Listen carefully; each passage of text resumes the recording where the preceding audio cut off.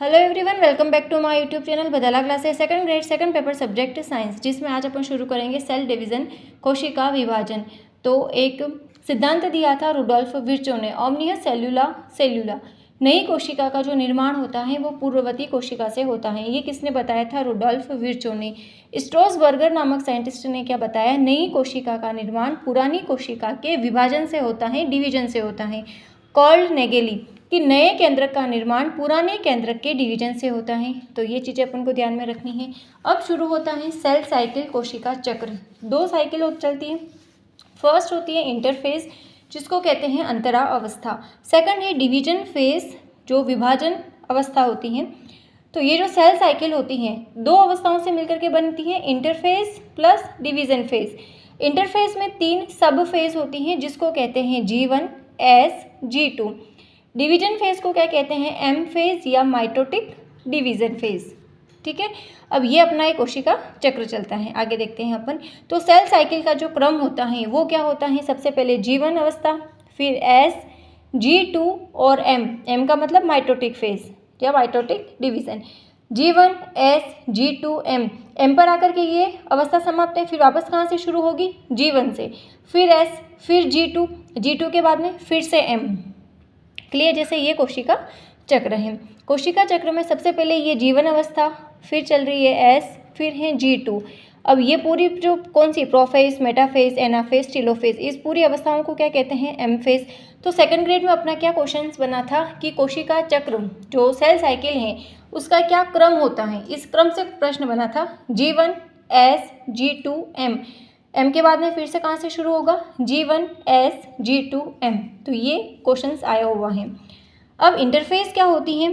तो ये देख लेते हैं अपन। अंतरा अवस्था, ये जो इंटरफेस होती हैं विश्रामा अवस्था न होकर के जो सेल साइकिल है उसकी अत्यधिक सक्रिय प्रावस्था है, जिसमें डिवीजन की सभी प्रिपरेशन की जाती है। ये जो तीनों अवस्थाएं दिख रही है G1, S, G2, cell division की सभी प्रिपरेशन जो होती है इस इंटरफेस में की जाती है और फिर इसमें क्या होता है? डिवीज़न होता है। तो 3 सरफेस के बारे में देखते हैं। G1, S, G2।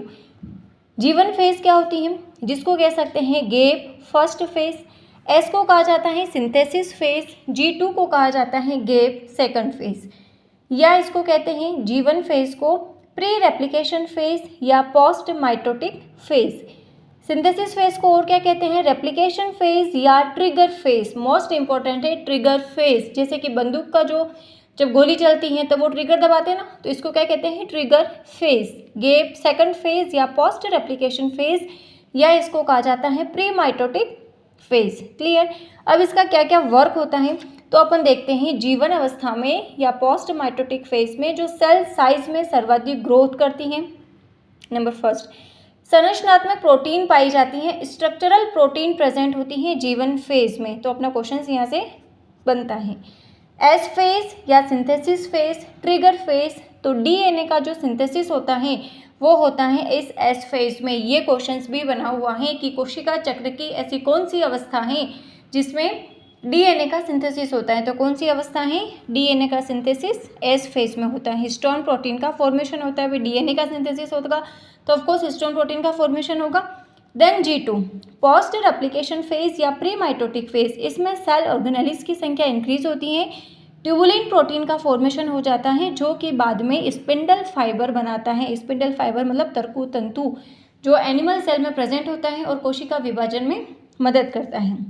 अब कुछ स्पेशल नोट देखते हैं।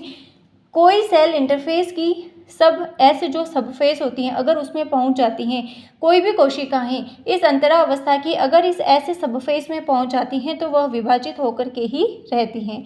परमानेंट टिश्यू की जो कोशिका होती हैं उसमें सेल साइकिल G1 फेज में रुकी हुई रहती हैं, जिसे कहते हैं G0 फेज।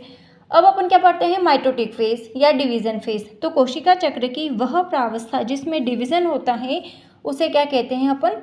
M phase. जिसमें विभाजन होता है उसको क्या कहते हैं? एम फेज या माइटोटिक फेज। और ये डिवीजन कितने प्रकार का होता है? 3 प्रकार का होता है, माइटोसिस, अमाइटोसिस और मियोसिस।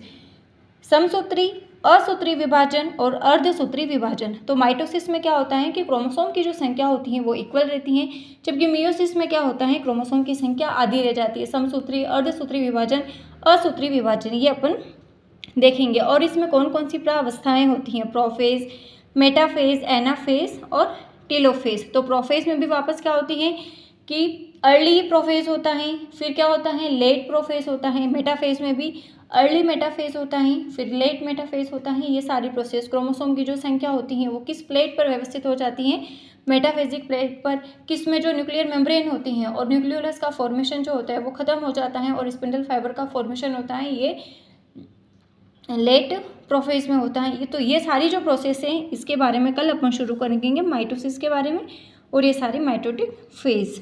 तो इसके बारे अगली क्लास अपन कल करेंगे। तो मिलते हैं कल की क्लास में। Thank you.